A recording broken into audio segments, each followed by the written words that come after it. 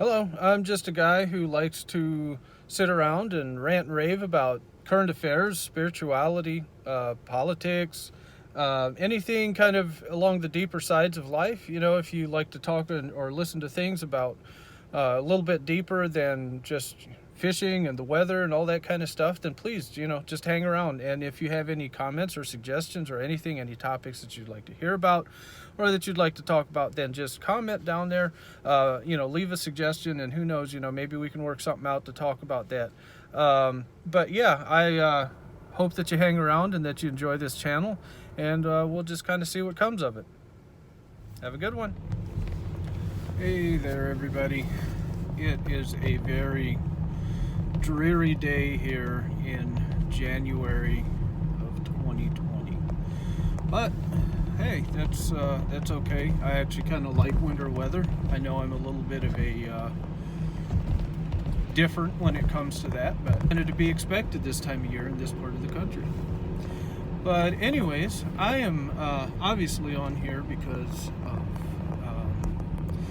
just kind of recent events, I guess, going on right now in the world and everything. And I kind of wanted to maybe add a different perspective to some things, and just kind of talk about, I guess, just the stress and the pain that everybody is under right now. And it's not very pleasant for a lot of people.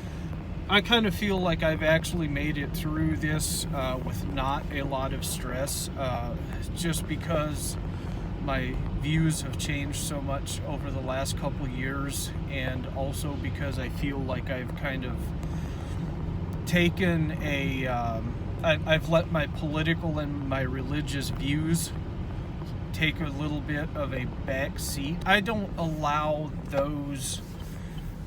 my traditional views that I used to have to define how I view things anymore. I don't judge the world or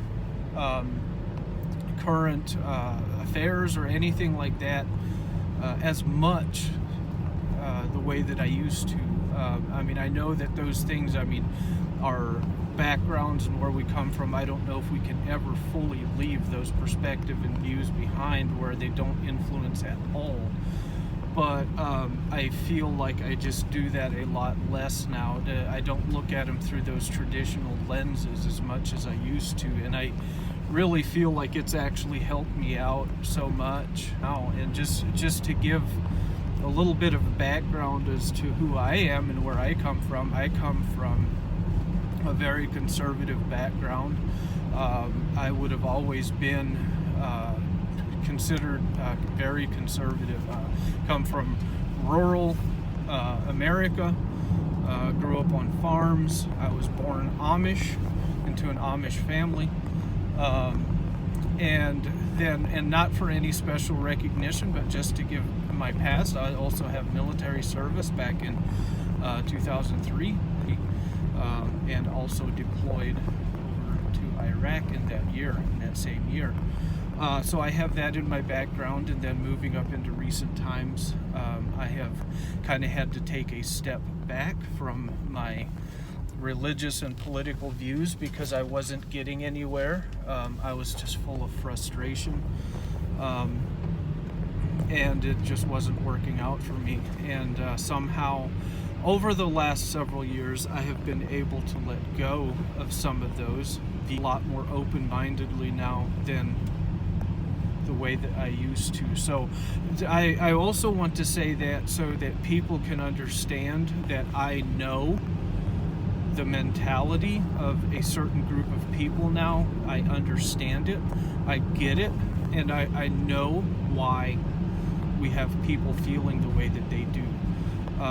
I no longer agree with it, but I can understand it, because if you go back and you see where I come from, it is very easy to see why I would know that, because I was in it and submerged in it, and even I still live among it now. The community that I live in is still extremely conservative. What we have going on right now in America with Trump being voted out of office, and obviously the unrest that is associated with that. And we're also coming out of a very strenuous 2020,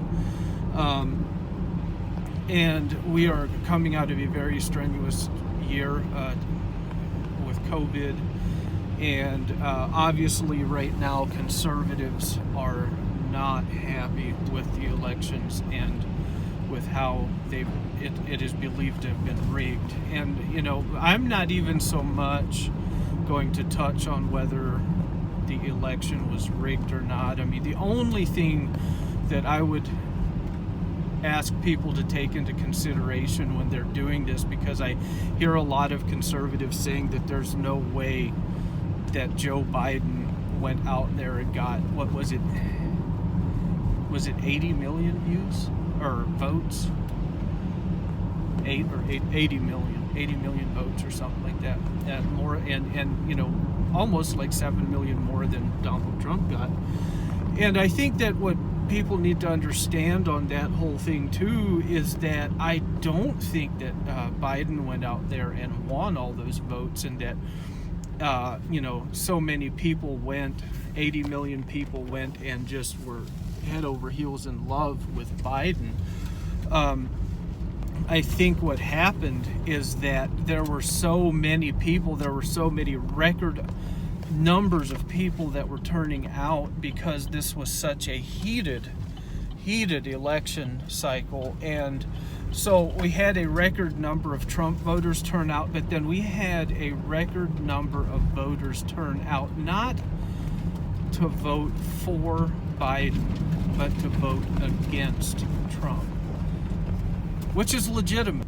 Even though they may not have come out to vote for Biden in this case, he would still legitimately be president, because he would still, according to the majority of Americans, be a better suited than Donald Trump.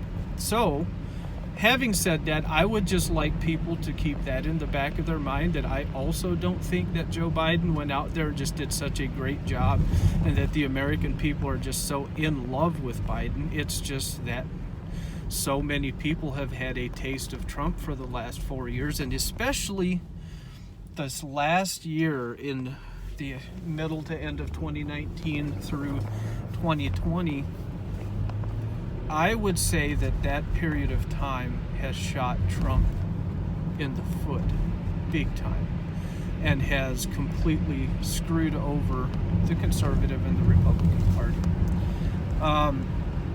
I think it was completely mishandled, whether from anything from the other protests and riots that we've seen over the summer, to COVID, he pandered to a certain stream of Americans, because he very much knew who his American supporters were and what they believed. So he pushed really hard to please that certain people group, but he forgot that he was president of the whole of America, and needed to be more diplomatic, even to people who maybe didn't like him so much. And I actually think that if Trump would have done that, if he would have been a better diplomat during his first 4 years, I think he would have had a shoe-in victory for his second election cycle. But it just simply did not happen, and I completely understand why.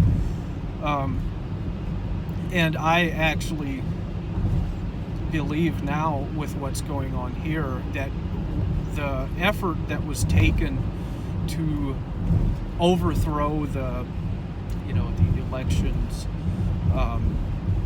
and the way that it was done, that was also so grossly mishandled, that even now, even if actual evidence would come forward and that would actually be submissible in court, even if that would come forward now and it would even get overthrown now, I still don't think that it would be good to do so, because I don't think that there would ever be a way to completely convince the majority of Americans that Trump actually won because of how it was handled. Now, I believe it was. I mean, we can go into many details there, but once again, this video isn't necessarily supposed to go into all of those details. But I just think that the whole thing was so mismanaged, and then especially with this last, I guess you could say, riot. I don't know. I don't know really what to call it. That Trump supporters had there on the Capitol on January 6th. Broke into the Capitol. Obviously, we all know that a police officer died. And there were, 4 other people that passed away as well, I think. My God, I mean, that was just such a sad thing to see there, especially because I feel like what is going on there is that we have so many people who are in support of going and taking the government over to set their own leader in place. So why that is disturbing to me is because we should not, in a democracy, should we ever go and overthrow the government to put a certain leader in power. Even if the elections were rigged, even if this whole thing, the election of 2020 was a big sham, even if it was all false and fake, if you go in there and without physically proving in the law system that it was done, that it was actually rigged, and that Biden would have actually lost this election, not won it. Unless you can do that in a court of law and through our systems of government, then you cannot go in and instill your own leader. Or now you no longer have a presidency, you have a dictatorship. So I also think that's where Donald Trump mishandled this, is because he was pushing so hard just to get himself reinstated as president and not pushing so hard to uproot the corruption inside of the United States government. He was more self-centered in wanting to just win the election, and that right there to me started showing me that I don't believe he had the best of intentions with this, because I believe if he truly wanted what was best for you and me and for the United States, he would have actually pushed to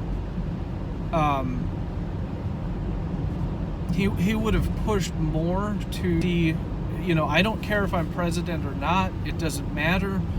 Let's go and see what the corruption is in Washington, and let's try to deal with that, and let's try to take care of that corruption. And I don't really care who's president, let's just get that done. I feel like he could have taken that stance on it a little bit more, and he would have actually had a legitimate, I guess, grounds to stand on if he would have done that. But it just seemed more and more that it was all just about him. He just couldn't handle losing. And I feel like if we as Americans would also realize that it doesn't really so much matter who the president is, that if the rest of the government is really that corrupt, then Trump is not going to be our saving grace. Trump is not single-handedly going to be able to go in there and deal with corruption at that level if it actually exists. If it's really that bad, it's going to take a lot more than just having Trump come in there and try to, I don't know what people expect him to really do, but I really don't think he did that much. I really don't think he did as much as he had promised. But anyways, aside from that, I also feel like, we have so much that we need to fight for in this world. There is so much wrong in this world. There is a lot of corruption, in America and American politics, and the same thing with global politics and with global leaders and stuff like that. That for us to come and fight to put some man in a suit in office to be our leader is just so trivial. We've got so much more that we should be fighting for, and that should be honestly about the last thing on our mind, to try to fight to do that. I also believe that to fight like that and to be willing to bleed and die to put somebody in an office such as Donald Trump into the presidential office there, that is merely fighting to put in place to install your favorite slave master, to put your favorite taskmaster in place. I really feel like we have been completely misguided as to what he's trying to do, and to go in there and try to literally willing to run over police officers and fight them, and using chemicals on them, beating them severely, and doing that just for Donald Trump has been a loss of awareness as to what America really is and what democracy truly is, and because that is some third world communist Stalin era bullcrap right there, to go in and do that. That is not democracy. I fully believe that if Americans go in there and take the Capitol over to put Donald Trump in office, then you're never going to get rid of him or his children or whatever dynasty he decides to put in place. Then, we have to go into the whole conspiracy theories of what all is driving all of that too, not just the conspiracy theories behind the stolen election, but the ones that are being pushed by things like QAnon and all of our national spiritual leaders,